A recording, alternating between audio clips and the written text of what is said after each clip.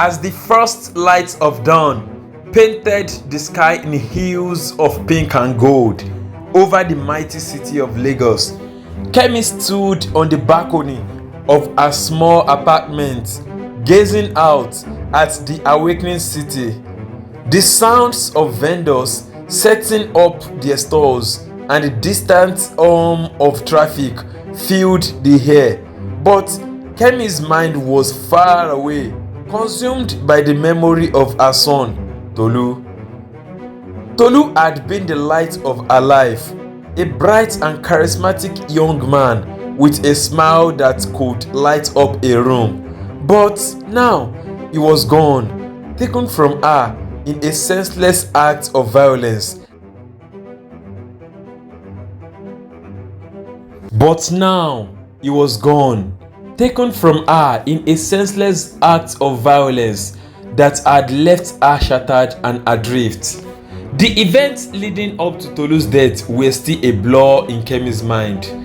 She remembered the phone call in the middle of the night, the frantic rush to the hospital, and the sight of her son lying pale and unmoving on a hospital bed. The doctor had done everything they could, but it was too late. Tolu was gone, leaving Kemi with nothing but a deep well of sorrow and questions that would never be answered. In the days that followed, Kemi had tried to make sense of what had happened. Tolu had been a model student with a promising future ahead of him. He had never been involved in any trouble, and Kemi couldn't understand how he could have become the victim of such a senseless crime. Determined to find answers, Kemi had begun her own investigations into the events leading up to Tolu's death. She had spoken to his friends, retraced his steps in the days before he died, and even ventured into the seedier parts of the city in search of clues.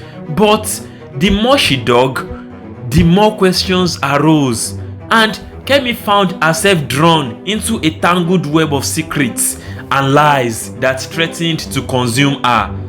As weeks turned into months, Kemi's obsession with finding the truth about Tolu's death began to take its toll. She spent countless sleepless nights poring over evidence, following leads, and confronting those who might have information. But the more she uncovered, the more she realized that she might not want to know the truth after all. One rainy afternoon, as Kemi sifted through old photographs of Tolu, a knock on the door startled her out of her reverie. She opened it to find a stranger standing on her doorstep, a man with a haunted look in the eyes. "I know what happened to your son," the man said quietly, his voice filled with sorrow, "and I have proof." Kemi's heart leaped in her chest as she invited the man inside and listened to his story. He told her of a dark conspiracy that reached far beyond Tolu's death, involving powerful people who would stop at nothing to protect their secrets. As the man laid out his evidence before her, Kemi felt a mix of fear and determination wash over her. She knew that delving further into this mystery could put her life at risk, but she also knew that she could not rest until she had justice for her son. With the stranger's help, Kemi began to piece together the puzzle of Tolu's death, following a trail of betrayal and deceit that led her to the highest echelons of power in Lagos. Along the way, she uncovered long-buried truth that shattered her illusions about the world she thought she knew. But as Kemi drew closer to the heart of the conspiracy, she also drew the attention of those who would do anything to keep their secrets hidden. Suddenly, she found herself in a dangerous game of cat and mouse, pursued by shadowy figures who would stop at nothing to silence her. The stranger's name was Detective James, a seasoned investigator with a keen eye for detail. He had been working on Tolu's case from the beginning, but the further he dug, the more he realized that something was off. The official story was that Tolu had been the victim of a random mugging gone wrong. But James knew that didn't add up. Tolu's body had been found with strange markings carved into his skins, and the killer had left no traces of evidence behind. As Kemi listened to James's story, she felt a chill run down her spine. She had always suspected that Tolu's death was more than just a random act of violence, but she had never imagined anything like this. James told her that his investigation had led him to a secret society operating in the shadows of Lagos, a group that worshipped ancient deities and believed that human sacrifice was the key to unlocking ultimate power. Tolu, it turned out, had stumbled upon their rituals while researching a school project. He had been fascinated by the occult and had unknowingly stumbled into a world of darkness.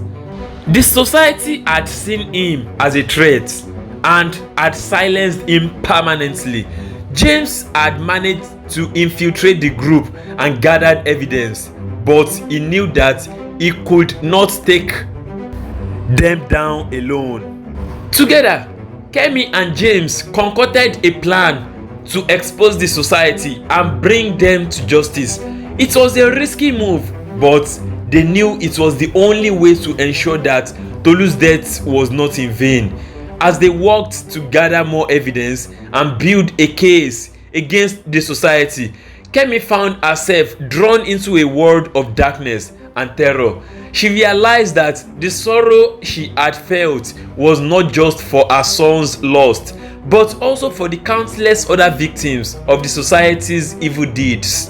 In the end, it was Kemi who confronted the leader of the society, a charismatic figure known only as the Oracle. With James by her side, she faced her son's killer and demanded justice. The Oracle sneered at her, but Kemi stood tall, fueled by her grief and her determination to see justice served. The police arrived just in time to hear the Oracle's confession, and the society was dismantled once and for all. Kemi's journey had been long and arduous, but in the end, she had found the truth and had ensured that her son's death would not be in vain. She returned to her balcony, this time with a sense of closure and a newfound appreciation for the beauty of life. The crickets chirped in distance and the breeze rustled the leaf of the trees. Kemi smiled, knowing that Tolu was finally at peace and that she would always carry him in her heart. And as she stood once again on her balcony, watching the sun set over the city, Kemi knew that she would never forget the sorrow that had consumed her, but that she would also never forget the strength and resilience that had carried her through. For in the heart of sorrow's embrace, she had found the power to endure, to fight, and to never give up on the ones she loved. And in that knowledge, Kemi found a measure of peace, a balm for the ache that would always linger in her heart. And in that moment of quiet reflection, Kemi closed her eyes and whispered a promise to the son she had lost, a promise to always remember, always cherish, and always hold him close to her heart. And with that promise, Kemi stepped back into her small apartment, ready to face whatever challenges lay ahead, knowing that she would always carry Tolu with her, a beacon of light in the darkness, a reminder of love that could never be extinguished.